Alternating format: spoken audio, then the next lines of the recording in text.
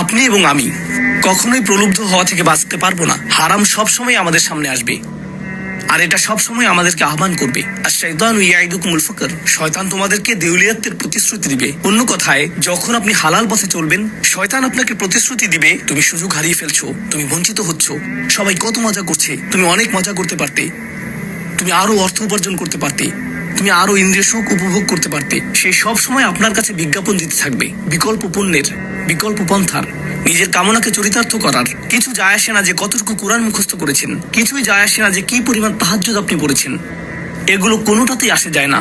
শয়তান থামবে না। দিন শেষে আপনি তো একজন মানুষই।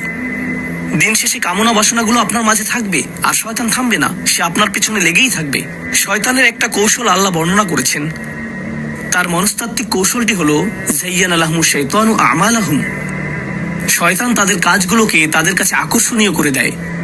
শয়তান আপনার কাছে আসবে, আপনাকে প্রলুব্ধ করবে। তখন আপনি বলবেন, হ্যাঁ এটা খারাপ, কিন্তু আমি তো অনেক ভালো কাজও করি। হ্যাঁ আমি এলোমেলো কাজ করছি, কিন্তু আমি তো নামাজও পড়ছি।